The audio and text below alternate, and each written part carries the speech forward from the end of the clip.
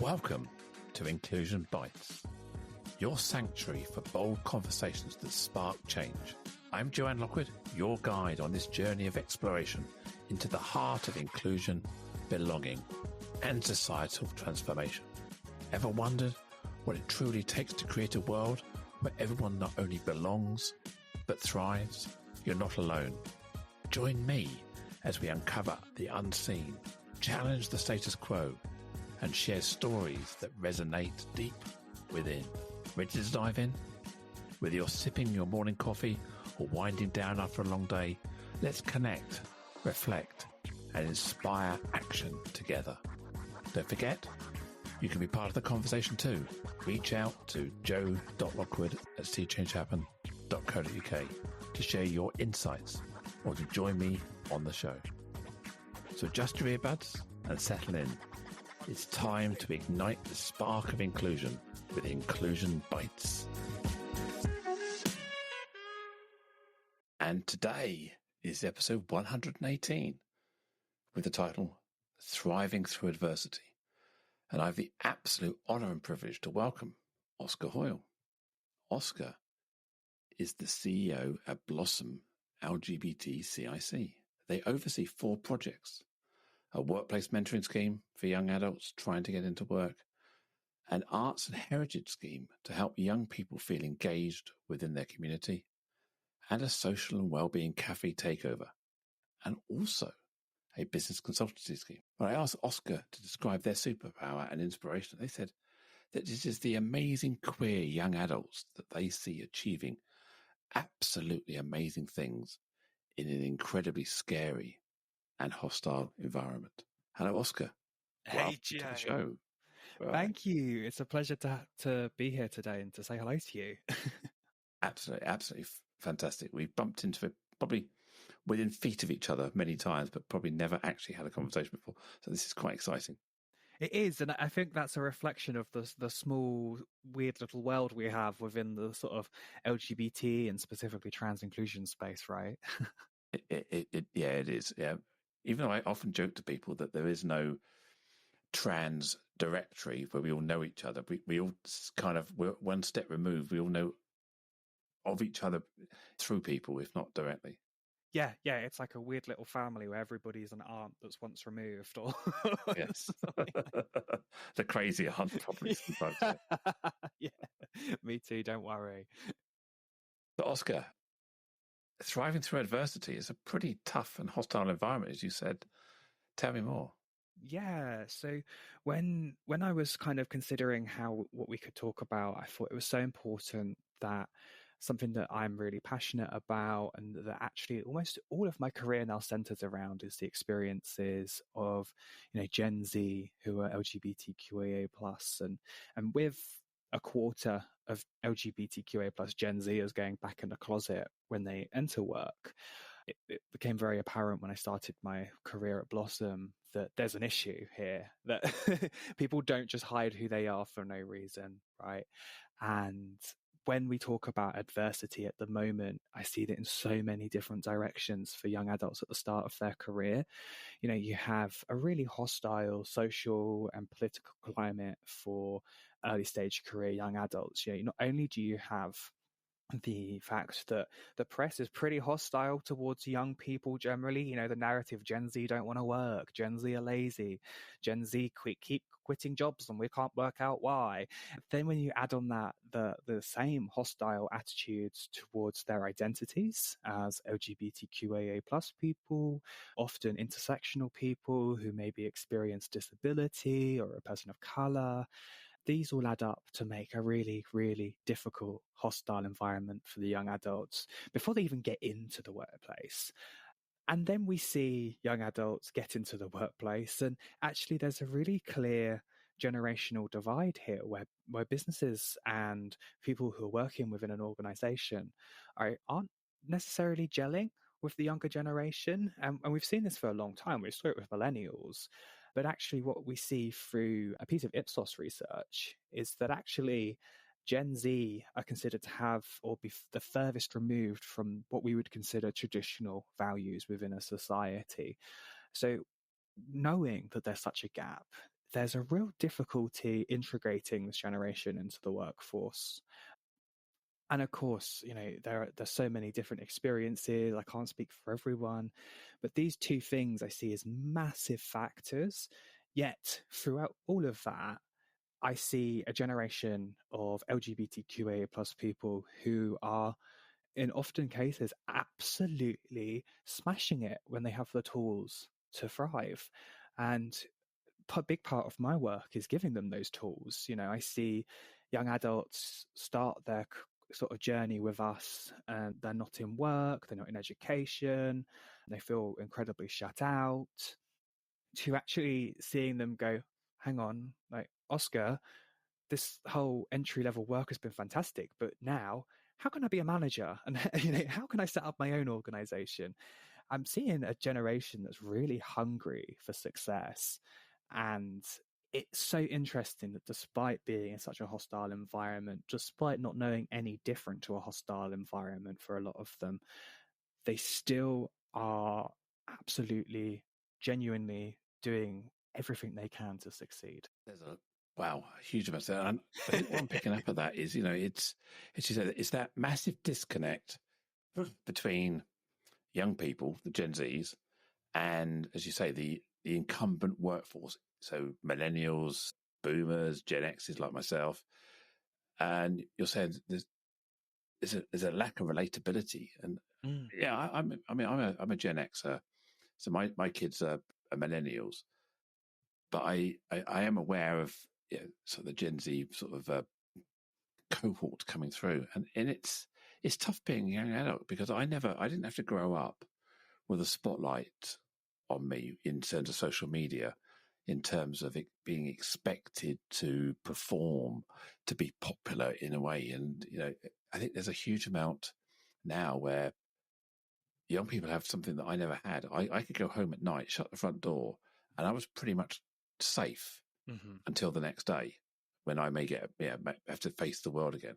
But young people today, they go at home and they're even more unsafe than they are maybe in the real world, because they got all of this social media pressure. Oh, I mean, 100%. Something that I rarely say, because every time I do, I get scouring looks from people, is that I am the first year of Gen Z, which really does upset a lot of people, surprisingly. And being in such, a chief executive of an organization that's turning over roughly, 500,000 is a lot of responsibility for someone my age already. And then I have a tendency to want to use social media because my generation has always used social media. Yet I have a real difficult bad time balancing the two. And that's somebody who I believe, as a person that's doing relatively well in my career, I still sometimes put things up and I think, maybe I shouldn't have said that. Or I finish a really stressful day at work and start doom scrolling through, anti-trans rhetoric on TikTok and think, maybe that wasn't the best thing for my well-being today, but it's inescapable.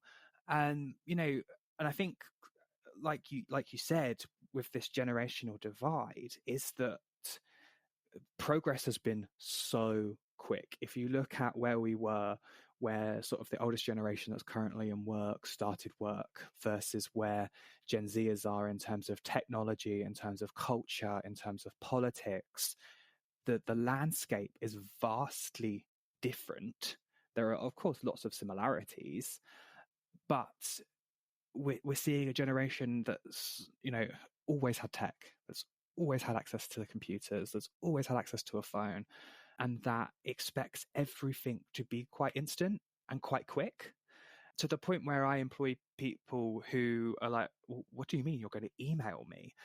Like, the idea of an email is just completely redundant now, which is even a shock for me. So I think there's a massive gap between sort of one end of the workforce and the other end of the workforce that I'm not sure that we're doing a fantastic job at bridging, or at least that's what the people I work with are telling me. Yeah, I've spoken to intergenerational consultant experts in the past, and one of the things they've highlighted to me is it's incumbent on the older generation to reach down we shouldn't be expecting the younger generation to reach up to us. So, I have to put the work in to understand the younger generation, not expect the younger generation to meet me where I am. And I think a lot of people forget that, because what we see, a lot of the stuff in the press, in the media, the toxic doom scrolling we do on Twitter and other places, is that it's the older generation basically telling the younger generation they don't know what they're doing. They're too immature. How can they possibly know what's going on? And whether it's around gender identity, neurodivergency, whatever it may be, there's this belief that young people are not mature enough to know who they are. Yeah, and I think I know where a lot of consultants come with that narrative, that we need to make sure that we connect, the older generation are reaching down. But I think I approach almost all of my work slightly differently, where I feel that actually it's a mutual collaboration. We're not trying to create workforces where people are, dictating how things are done anymore. That's changed a lot in the last sort of few years. And I think this sort of culture of collaboration has to extend beyond getting work done, and actually has to come into building teams and culture within an organization. And I think actually, whilst there's always going to have to be an element of reaching down to bring people up, when we talk about things like mentoring, sponsoring young adults, then yeah, absolutely, that's reaching down. But I also think that young adults have their part to play in developing a workplace as well. And something that I think we need to move past sometimes with sort of D&I consultancy is this idea that it's them and us, when actually it should be more about collaborating to create, really healthy and sort of community-esque spaces, which I think speaks a lot to what Gen Z are looking for. We did a piece of research. We found that, I believe this was Ipsos again, found that on average, a Gen Zer will leave their job within 12 months if they don't fit in with like the ethics and culture of the workforce. When we spoke to the Gen Z audience that we work with, it was even shorter. It was 6 months when they're LGBTQIA+ and Gen Z, which shows that younger people are quite quick to move out of a space. And it's actually worrying when you think that, roughly 1 in 4 Gen Zers are LGBTQIA+. That's a quarter of the workforce every 6 months when you look at Gen Z. And I think that we all have a part to play in developing a culture that we want to work with in a business. You say, yeah, I grew up in a generation where my parents effectively had a job for life. They didn't move around much. They didn't travel much. They kind of lived and worked a bus ride away or a walk away, in a dockyard, in the government, in the council, in a big traditional company, and they kind of stayed there for life. I was probably one of the first generation where you probably expect 4 or 5 years and then move on 4 or 5 years, and it was frowned upon if you moved too quickly. And I've seen recent stats from the REC, the Recruitment Confederation, where they talk around tenure moving down to 2.5, 3 years. So what we're saying here is Gen Zs are looking for, well, potentially 6 to 12 months worth of tenure. What could organisations do to try and get, I suppose, 18 to 24 months? Because presumably they're moving on because they want something more. What is the more they want? Yeah, so Deloitte did a piece of research and they classified Gen Z as an activist generation with regards to the way that they act both in the workforce and as a society. And I think you only have to look at TikTok to see that's really true. Everyone has this issue, their social issue they care about, whether or not they're working in the same directions. Actually you can still have a social issue and it be not a very progressive one. But Gen Z as a whole care a lot about their personal morals and ethics. And I think that creating a workforce where the culture aligns with that moral and ethics is really important. But I also think that getting D&I right, so diversity and inclusion, as much as we might think it's just often processes, actually Gen Z is the most racially diverse, ethnically diverse generation on record as well. So I think to really attract and retain Gen Z, we're talking about developing cultures here which go beyond getting work done and really starting to bring the belonging part of what has been D&I, ED&I, EDB&I. Actually, the belonging part is becoming increasingly important in a workplace because they want to feel part of something bigger and something that aligns with who they are and their values and morals. And I think that really helps to retain people. I see within my work only a small team, a team of 8. And when we did our last cultural survey where everyone anonymously feeds back on the working conditions in the organization, all of my staff rated the fact that they loved work 10 stars out of 10 stars. We work really hard, but it's the fact that we're working in a direction that aligns with their personal ethics and morals, which I think makes such a difference. And that's the fundamental, isn't it? You need to be able to be, well, the old adage of bring your whole self to work, psychological safety. It's about being celebrated for who you are, and the belongingness resonates in the mission of the organization as well. So you're not having to compromise your own personal values, and that's, yeah. Absolutely. But I think also to touch on what you said around, your parents' generation having a job for life, if you think about it, Gen Z are the first generation are really going into the workforce, maybe millennials actually, and you're saying to them, you're going to work your entire life and you're probably never going to own a house. You're probably not going to retire. And you're probably not going to have that much money to live comfortably. You're probably going to earn about £30,000, which will about cover the council tax bill if you live in parts of the southeast of England. I think because of that, because there isn't the prospect of almost using work to catapult your social and personal life, there's more of a need to integrate the two now. I mean, my perception, I could be completely wrong, is that Gen Z are multiple income generators. They have their own, they monetize gaming, monetize personal brand. They have cottage industries. They're on Etsy. They're producing stuff.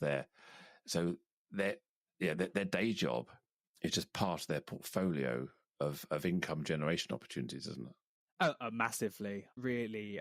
So many of the young adults that I work with, one of them at the moment has been working really hard to get into the law industry, is also a dog walker in the evenings, is also selling little pendants that they make on Etsy. And I think that's really common. I remember when I was starting out, over the last I've been doing this job now for coming up 5 years, but prior to that, we'd always have a day job and a gay job, which should be, daytime corporate job selling bathrooms for the most part. And then in the evenings was paid as a youth worker for LGBTQA plus young people.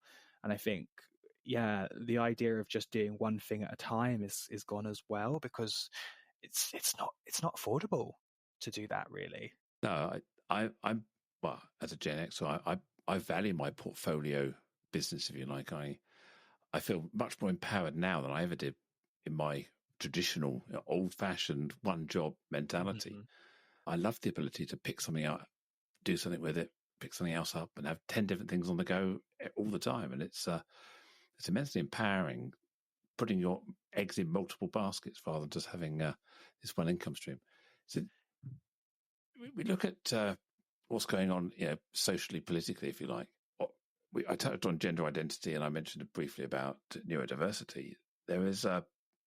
We're scaring adults, aren't we, with these things?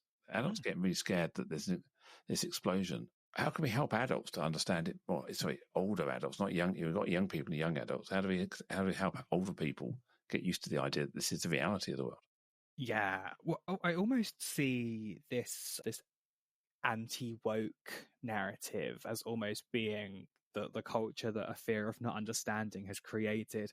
I mean, even to the point that actually the meaning of woke is to be socially engaged and aware of others. It's actually not a bad thing, but even that shows a fundamental misunderstanding of what it actually means to be woke. I think the reality is that these identities have always been here. We can trace being trans back to the origins of humanity. We can see, trans goddesses and gods within Mesopotamia, within ancient Egypt, within Rome. But for some reason, often I think that hasn't been on the front foot, whether that's because of Section 28, whether that's because of criminalisation, cultural norms, that it's just that whilst these identities have always existed, they've always been considered on the fringe. I think that where it's coming more into the forefront is because people have more of an opportunity to explore, to be themselves. We see such higher numbers of Gen Z identifying within sort of different sort of marginalizing categories. Whether that's the right term to use, I'm still not 100% confident. And I think to bring people along on the journey, it's about creating empathy and compassion for these people. I think that's the main thing that we're often missing in all of these conversations, is that when you know somebody who is trans, or when you know somebody who's neurodiverse, you often have a little bit more compassion to what it means to be that. Whether or not you understand it doesn't necessarily matter, but the fact that you know Oscar the non-binary is actually a lovely person, as long as you feed them and don't give them water after midnight, or whatever it is actually a lovely person.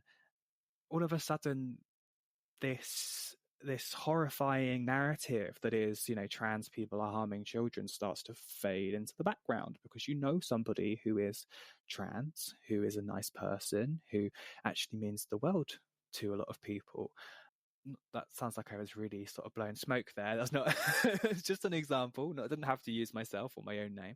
But I think that is how we can really help to change the tide, is to, educate, but also to build empathy and compassion. No, I don't think you're blowing smoke there. I think what you're doing is you're trying to do what we all need to do, is humanize the conversations by bringing a real name, a real person, a real lived experience into these conversations. We're saying, look, you can't just create this dehumanization, these myths and tropes that keep getting rolled out as this nebulous group of activists. If you look at, we're always described as trans activists. If you look at the pictures that are shown, it's always people with banners, placards with flags around them, not people sitting around a desk trying to have sensible conversations. And it's framing doctors and professors looking all smart over here, and activists being angry and shouting and being disruptive and anarchic over here. And it's playing into that. The voice of sanity is the establishment, and it's young people being young people and being radical.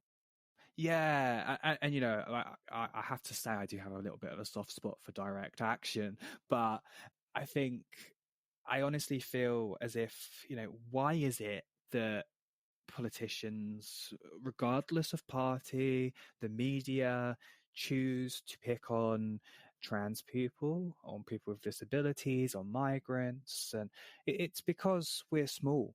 We're a small demographic of people, so there is much less of us to go around, which means it's much harder to build the empathy and compassion into the conversations, and it's very much easier to profile a whole community. When you make up less than 1% of the population, it's not that likely that a lot of people will know a trans person. And I think that's where the media, as much as right now it can be so hostile against us, can also be one of our best tools in building that empathy and compassion. And especially things, doesn't necessarily have to be television, but I feel TikTok, Dylan Mulvaney has a huge following, and regardless of what you think about the content they put out, what they put into this world, they are a role model. And they're a role model of a trans person and a very early stage trans experience that actually people are witnessing for the first time. And that in itself is building compassion and empathy. So, yeah, whilst we were sort of talking at the start around how media is quite harmful for Gen Z, it's also a fantastic opportunity for them as well. Yeah, and as soon as Dylan popped up on whatever platform it was, advertising swimwear or whatever, beer and all these things, it's the hate machine kicks in, and it's that's the reality of putting your head above the parapet as a queer person these days. When Dylan wore I never know if it's Nike or Nike, so excuse me if I say it wrong, but when Dylan wore the Nike leggings and it upset, Twitter go woke, go broke was the narrative that popped up. Nike actually saw a spike in profits and ended that quarter at higher than was expected on the stock market. So it's a really weird, the loudest voice doesn't actually meet the everyday lived experiences. Yeah, the loudest voice tends to occupy the wavelength, though, doesn't it? That's the challenge. Where if you're a centrist, you're on the fence, you're not really sure, you often only hear the loudest voice, and that controls the narrative. And that's the danger, that the minority view is actually becoming the loudest view, and shouting down and accusing young people of not knowing their own minds. And I challenge anybody who's in their 20s, 30s, 40s, 50s, 60s to think back to when they were a young person and think about how they knew their own mind really. And they made some silly mistakes. They made some fantastic mistakes, but it was their mistakes to make. Absolutely. And I think when we look at young adults, we often, when we do try to say you don't know what you're doing, like you're too young, all we're really doing is making them wait to experiment, because they're still going to do it. They're going to do it either when they can legally or in a dangerous way. I think what we see so often in our services is things like young adults self-medicating because they can't get what they need through the NHS or aspects like that. And obviously that's a massive safeguarding concern in itself, and one that, what do you do when a system is failing a young person? All you can do from our work perspective is re-refer back into that same system. It's a broken system, which actually I think the Cass review, through all its flaws, really highlighted really well. But I feel as though when we say you don't know your own experience, you're going to, maybe you're not trans, maybe you'll detransition.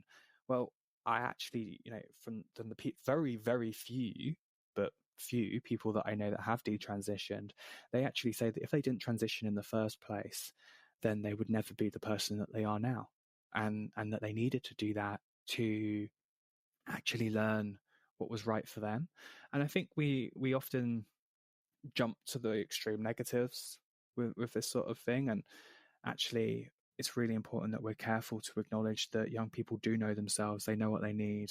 And if we stop the process of exploration in whatever way that looks, we only damage them. Yeah, I think everybody has the right, or should have the right, and needs to have the right to step out of the framework of social constructs and just step back and go, who am I, without anybody imposing any rules?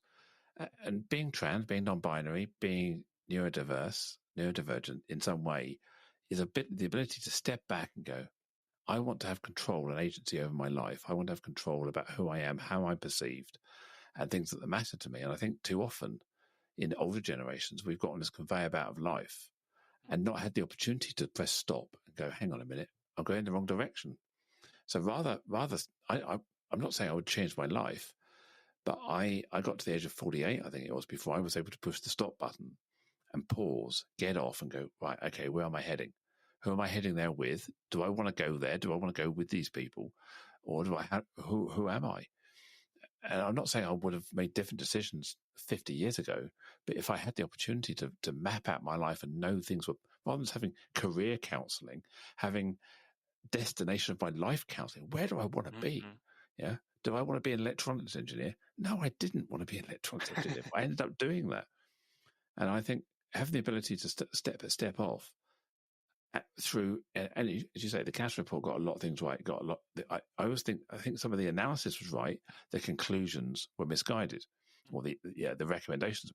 So yeah, I think the conclusions, the process of recognizing that young people need better support, families around them need better support. We need better evidence, not to stop people transitioning or exploring their identity, but to enable them to do it in a safer, more secure, and not going off and finding their own advice on the internet or drugs or medication, but doing it within the bounds of a controlled environment. And that's not to slow them down. That's not to stop them. It's to enable them to do it safely with their families and society. And that's what Cass said right. But the wrong bit was effectively trying to put the brakes on everything. And then the demonizing language that came out of it as well. Yeah, and I think what we need to be really aware of is that by putting the brakes onto this and to make sure that this podcast remains worky, is that if we put the brakes on in a young person's development, whether we don't let them transition or however that looks, what we're actually doing is impacting on their ability to perform when they get into a workplace. How on earth can you do a good job when you finally have the opportunity to get into work, but you also have the opportunity to finally transition after waiting 10, 20 years? Let's be real, waiting lists probably mean that if we took the option away from children, that a lot of young people aren't going to even be seen by a GIC until a gender identity clinic until they're 25. So what we're actually doing here is hindering the careers of young LGBTQIA plus people. And I think this is something that we really need to be conscious of in workplaces and really be aware of. Is I feel that through making sure that workplaces are prepared to handle this, if that does happen, they're going to see a lot more loyalty within their workplace and a lot more sort of support. And I think generally, if young people do have to wait that long, then making sure that they've got the right support in a workplace, it brings us back to this culture of belonging conversation, which is, we have to make sure that we're ready to support them when the political and media aspects are impacting on their childhood so soon. I think there was a total jobs report, I think it was 2022. And one of the things that came out of that was that 40% of LGBTQ plus, probably mainly the TQ plus element, are concerned around working in an environment where there are hostile views about them. And so we talk about belonging. Belonging, you're going in there expecting to be respected, to have people who have your back, who you can trust. But if you're constantly looking over your shoulder, believing that there are people around you who effectively want to see you eradicated as a human being or people like you, that's really damaging. So workplace culture has to create a safe space where people can be themselves. And that if people do hold critical views that are abhorrent and not part of polite society, then there has to be really good policies and protection for these people. And we've seen the For-Starter Employment Tribunal where they effectively green-lighted misgendering and stating truth. I'm doing air quotes at this point, truth in air quotes, or as we might say, perspectives or opinions rather than truth. And if you're working with people like that, you're not going to feel great coming to work every day, are you? No, absolutely not. And I think a conversation that I have with a lot of my clients is, where is the line? And it's something that I don't feel as if I can personally tell a workplace where their workplace line is. But when I look at my interpretation of the Equality Act, which is assured by Equality Act lawyers, is that holding a protected belief or a protected characteristic doesn't allow you to discriminate against another protected characteristic or a protected belief just because you hold it. So, as an example, we know that if somebody was running, a person of faith was running a bakery, they couldn't refuse to service an LGBT couple just because they're LGBT. And I think this is what we need to be really mindful of when we're creating these workplace cultures, where we are creating policies and processes, is people are 100% entitled to a belief, but there's a real difference between holding a belief and actively discriminating against an individual. And I think this is what workplaces really need to be aware of, and how they need to draw the line is you can create both. Whether or not that creates an environment that I would want to work in, absolutely not. Personally, on a personal level, I wouldn't want to be involved in that. And you can see why a lot of Gen Zs will leave a workplace when they see that. But a workplace can very carefully curate a space that is very psychologically safe for trans and non-binary people without actually harming anybody. And it's a lot of work. You've got to get policies right. You have to create culture and make sure that people are there to each other. But I almost feel as if by the time a workplace has got to the point where colleagues are hostile towards each other, that the belonging element and the cultural element of this piece has already been missed. The boat has sort of sailed, and actually it's more so about reining that back in now and creating a space where we respect each other as people who have a job to do, who work together.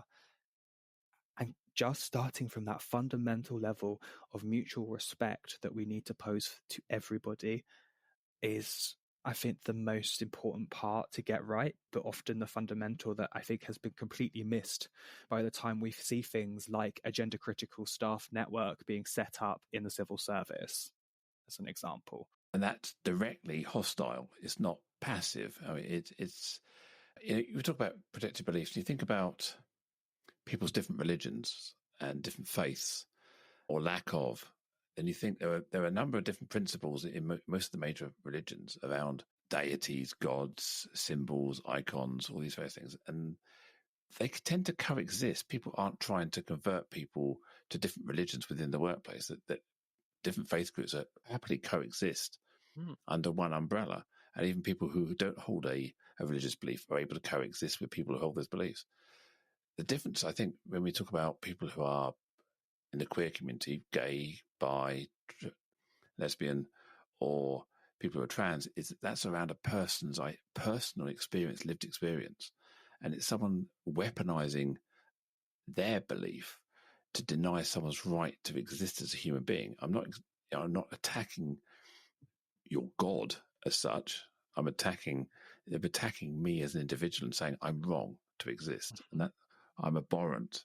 I don't meet society's norms, therefore I shouldn't be allowed to exist. That's the challenge. It's the weaponization of that belief that the workplace has got to be really mindful about. Absolutely, and I think this is where we come back to workplaces having a line, which is, where can somebody hold a belief and where can somebody express and directly discriminate because of that belief. Actually, I used it as an example a minute ago, probably maybe not the best one, but when you look at having a gender critical staff network within the civil service, again, very different between a group of people that have a shared belief meeting to share that belief versus advocating for the reversal of rights or workplace access to systems and processes. They're very different things, and I don't know how that one operates, so I couldn't speak on that, but I think this is where I'm coming from, is that yes, I mean, I wouldn't personally want to be in that sort of space, but I can see how it can be done in a way that doesn't necessarily harm everybody. But it's so difficult when you have two groups where one just straight up doesn't believe that one has a right to exist. That's very, very difficult. And I'm playing the politically neutral tightrope here, as you can probably tell. We're not trying to get into mudslinging here at all. And that's not what we're trying to do. We're just trying to raise awareness. And because you talk about the civil service network, and we also see that mapped out in society with some high-profile charities or organisations who are now charities, also being their sole purpose is to oppose the existence of trans people.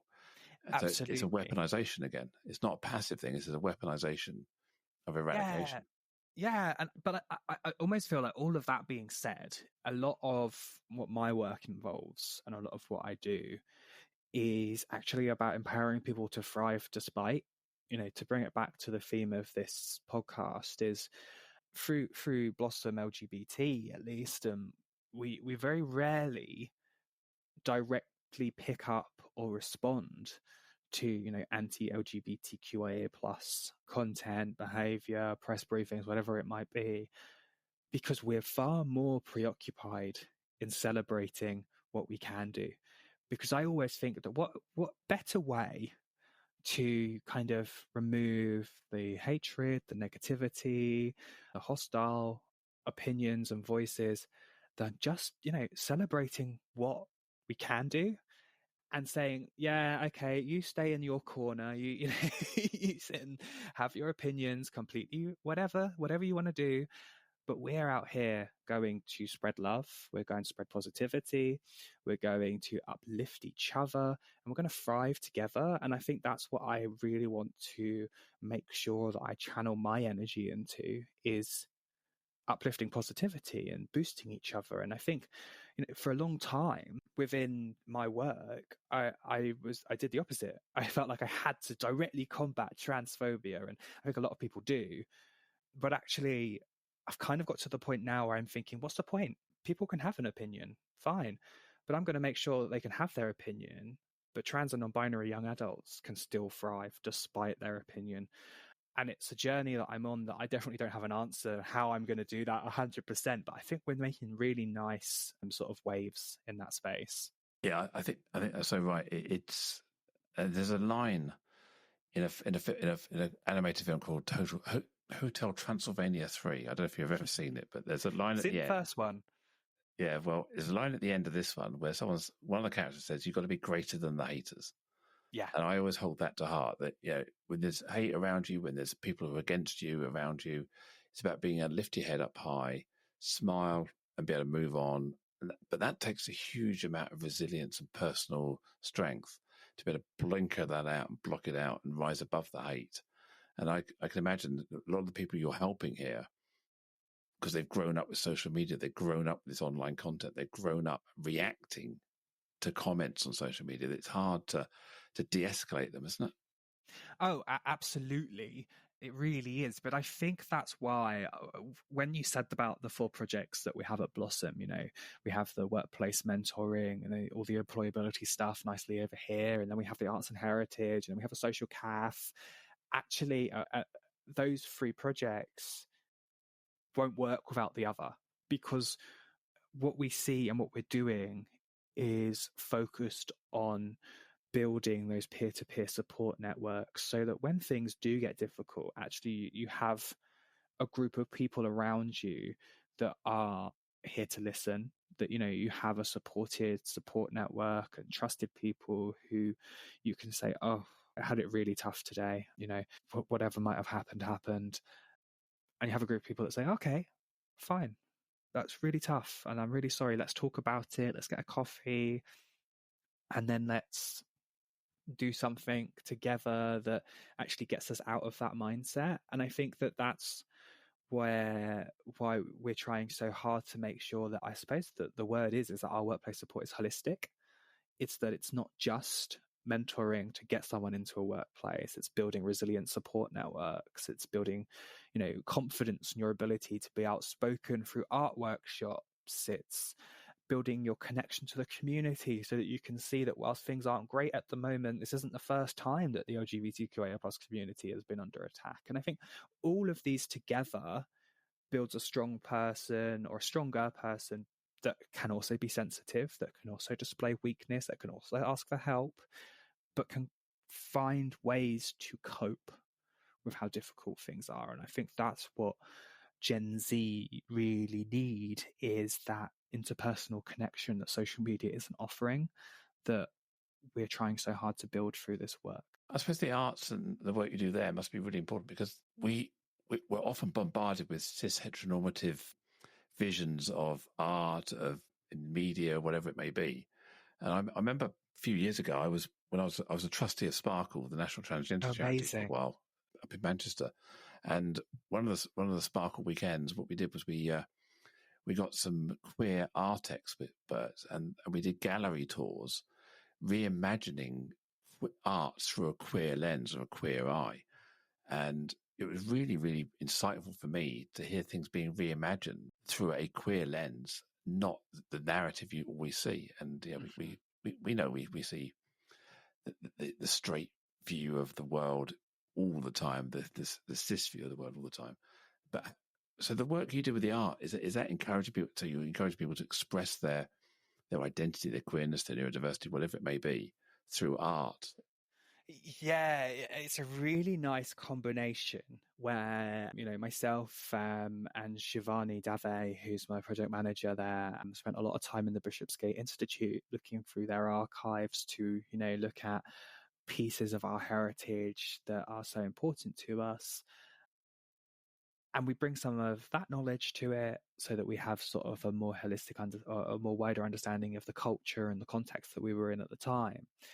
But we also look at how criminalization, negative social attitudes have played a massive part in hindering what could be really important queer pieces. So you look at The Importance of Being Earnest by Oscar Wilde. The whole play is a massive sort of play on bisexuality or potentially having a wife to cover up homosexuality. And he talks about having, I can't remember the names, but being one person in the city and one person in the country, and I used a made up word to describe that. And this is all kind of the sort of thing that we're exploring with our young adults in one sense.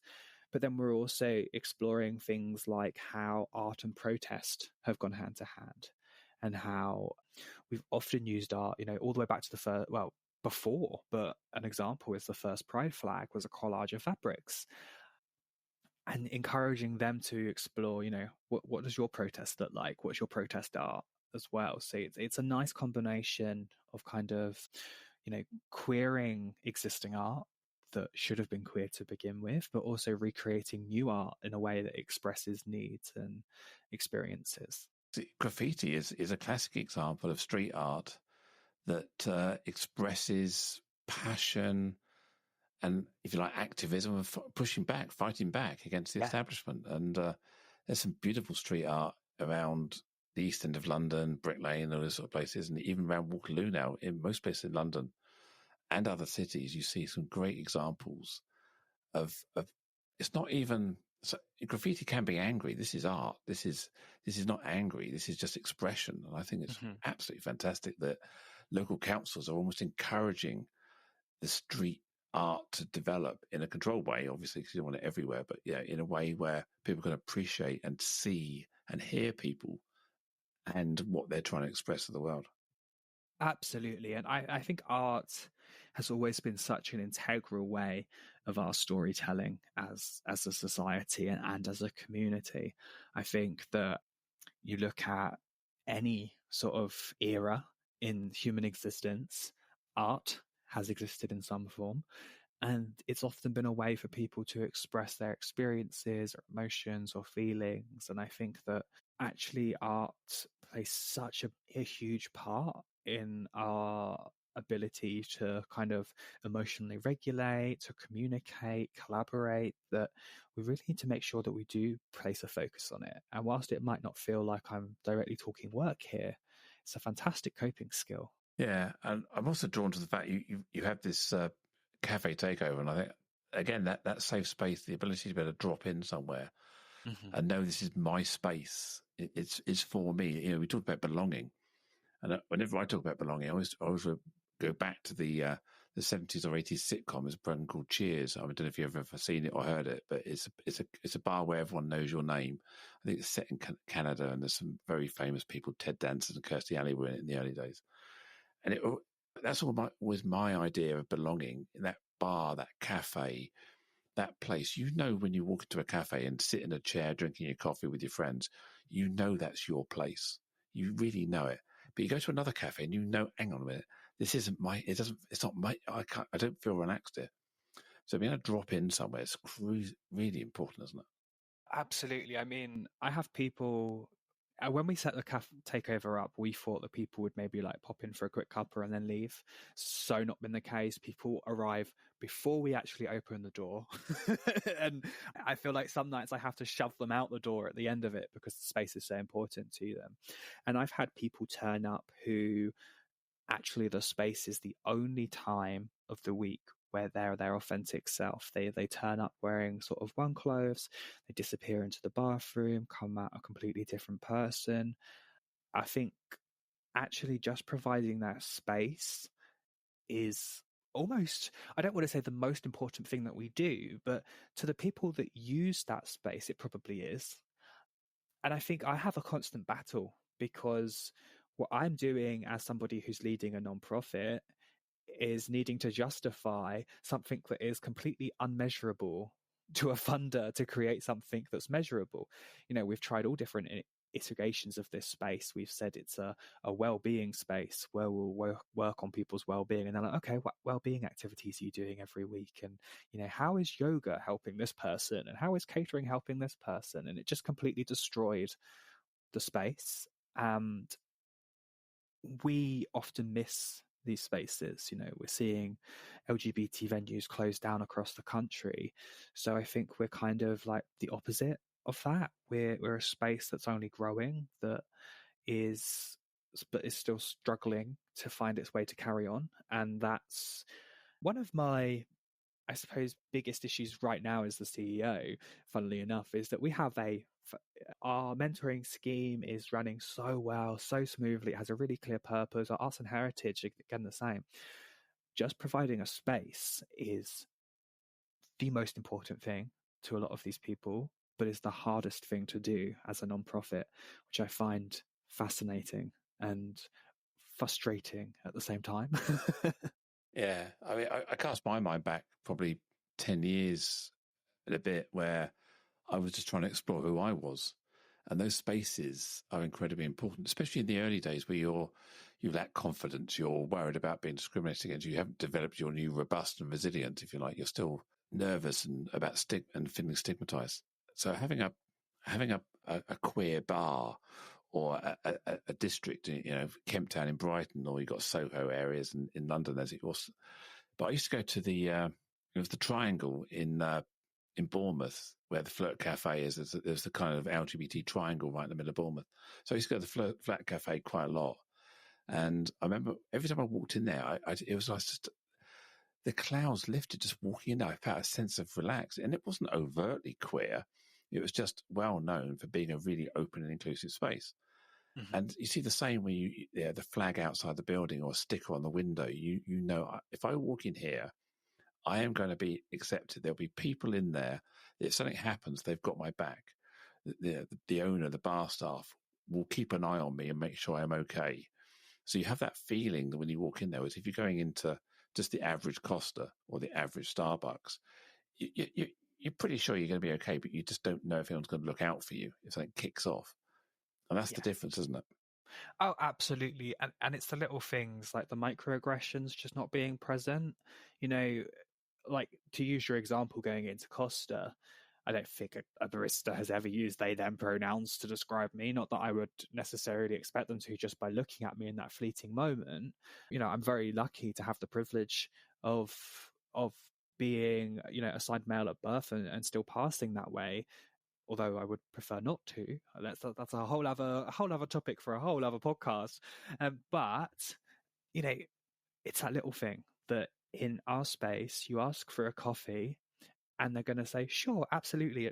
Oh, look, you've got a pronoun sticker on, so I'm going to use those pronouns. Or, I'm not going to tell you, "Oh, yeah, the ladies are just behind that door," or, or just little things like checking in to see, oh, you're still using that name? Because I know that you've changed your name a few times in the last few sessions. So what should we do? And I think what we've done in this space is created that mutual sense of respect where the people that are coming to the group know how important the group is to them.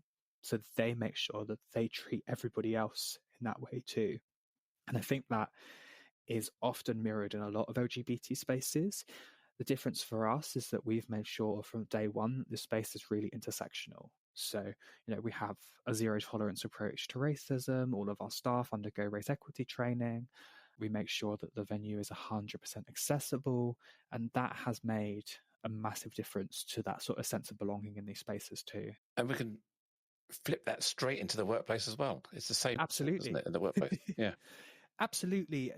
I feel like we often act as if this workplaces are a microcosm where everything has to be very different in a workplace. Everything has to be formal and process driven, and to an extent, absolutely. But actually, what people need in a workplace, they also need at home. They also need in their social life. They also need in their professional life. I think that, this sense of belonging, this sense of equity where they receive what they need, all is reflected across every aspect of life. And I just think that perhaps for too long we've seen workplaces as being a place where you come, you sit in front of a desk, you do your job 9 to 5, nothing else. And I think that's the difference now, is that people are waking up to the fact that they need to expect in a workplace the same things that they would expect in a personal life. Excellent. Oscar, this has been an amazing conversation. We've been yakking on for an hour now and a bit beforehand. How do people get hold of you? This has been brilliant. How can people get hold of you, and what can they do to help you? Yeah, so our website is blossom.lgbt, and I think that there's two elements to it, right? If people want to really support us, it's about actually buying things from us. So Blossom LGBT is a non-profit. It's a legally registered non-profit, but we're a social enterprise. And what we do is we take the words, the opinions, the voices of the LGBTQIA plus Gen Zs that we work with, and we translate that into guidance for businesses. We in turn sell consultancy and upskilling schemes, ranging from training, bespoke consultancy, project fulfillment, and 100% of the funds that we get from that go back into funding our work with the young adults. So from a business perspective, that's a really important way to support us. But from a more personal perspective, supporting our mission can be as little as sharing what we do. It can be joining our campaign. Our new campaign launching very soon is called Blossom in the Workplace, where we're encouraging people to sort of share their stories, their tips, their advice for Gen Zers. Joining in, and that would be amazing. And also just reach out, say hello. We never know where conversations can take us. I'm not one of those people that thinks to myself, if you're not going to give me £500 to book a training session, I don't want anything to do with you. I want to talk to people. I want to learn and talk to others, whether you could join our mentoring scheme as a mentor. There's so many opportunities to get involved. So I think just reach out, blossom.lgbt. We're on pretty much every social media except Twitter, because we left that, or directly contact me on LinkedIn. It's Oscar Hoyle on LinkedIn. Fabulous. I'll put all of those details in the show notes, and I'm really passionate about what you do because it's so valuable. I know that young people are currently taking the brunt of a lot of this societal pressure at the moment, let's say around gender identity or neurodivergence, whatever it may be. There's a lot of misunderstanding, myths, and lack of support and lack of resources, and they're feeling under pressure. And the work you're doing is extremely important to give them the resilience and the hope and the opportunity to succeed for who they are. So, thanks a lot. Absolutely, and thank you, Joe. Just sharing your platform with me is amazing, but also the voices that you amplify across your work is just so important. So, thank you. Thank you. As we bring this conversation to a close, I want to express my deepest gratitude to you, our listener, for lending your ear and heart to the cause of inclusion. If today's discussion struck a chord, consider subscribing to Inclusion Bites and become part of our ever-growing community, driving real change. Share this journey with friends, family, and colleagues. Let's amplify the voices that matter. Got thoughts, stories, or a vision to share? I'm all ears. Reach out to joe.lockwood@seechangehappen.co.uk and let's make your voice heard. Until next time, this is Joanne Lockwood, signing off with a promise to return with more enriching narratives that challenge, inspire, and unite us all. Here's to fostering a more inclusive world, one episode at a time. Catch you on the next bite.